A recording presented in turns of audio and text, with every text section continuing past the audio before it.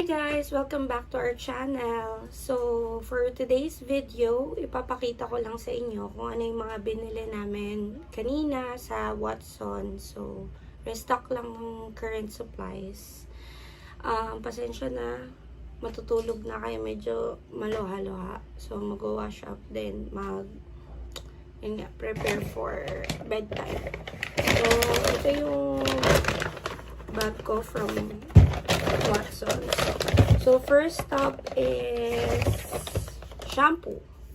So, naubusan na ako ng shampoo. I've been using Naturals by Watson, pero yung argan oil. So, tatry ko tong aloe vera version nila. Sabi is for strengthening kasi medyo nag-hair fall ako. Tsaka, oily and dandruff prone scalp. So, tatry ko lang tong Watson's na Naturals aloe vera. So, okay naman sa akin yung argan oil. So, tatry ko lang to. So, dahil medyo matipid ang atin nyo, ang tito nyo.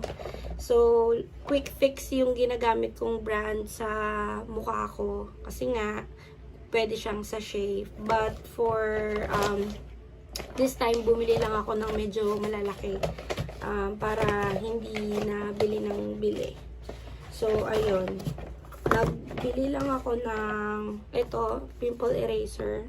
Kailangan ko kasi nga dami na namang mga sumpa na lumalabas. And then, eye lift cream. Sabi daw nila hindi naman masyado daw kailangan ang eye cream as long as na nagmo-moisturizer ka. Pero, tinatry ko mag eye cream. Ayun. Baka lang effective. Hindi kasi ako consistent guys sa skincare. Ewan ko ba. Dati ang sipag ko ngayon. Medyo tinatamad ako. So, ayun. So, bumili ako ng medyo malalaki. Baka sipagin tayo guys. Tapos, ito ay tinted moisturizer. Kasi para pag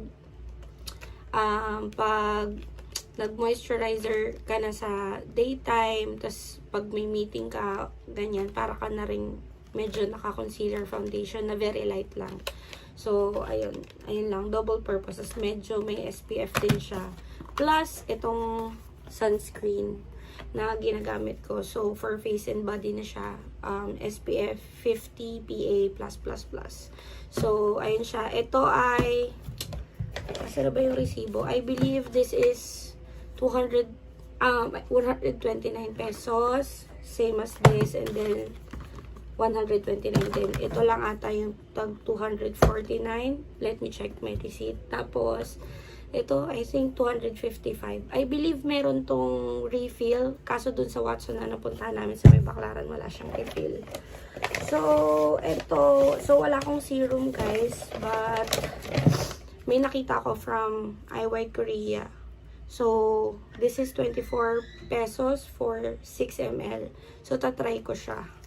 So, bumili ako ng 4. Kasi sabi daw nila pag serum day and night. So, ito pala, 129 pesos for 30 grams. 129 pesos for 30 grams as well. And this is 30 grams din for 129 pesos. And this one is 30 grams for 249. If I'm not mistaken. Tapos, the last product is the hair treats, hair spa. So, double keratin kasi nga damage yung hair ko, kakakulay, kaka-bleach, ganyan. So, for weekly treatment. So, let me check yung receipt.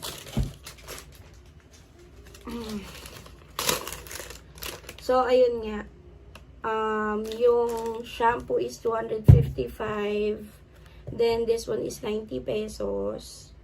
129 nga yun, yung mga sinabi ko kanina, tama. And then 249 nga to. Tapos ito ay 24 each nga, tama. So, ayun lang. So, kung gusto niya ng medyo kahit papano na hindi lang ako consistent guys, kaya hindi ganun ka reflecting yung mga effectiveness nitong mga product na to. But, yun nga, I will try my best na, syempre, gamitin. Sayang yung pera, diba?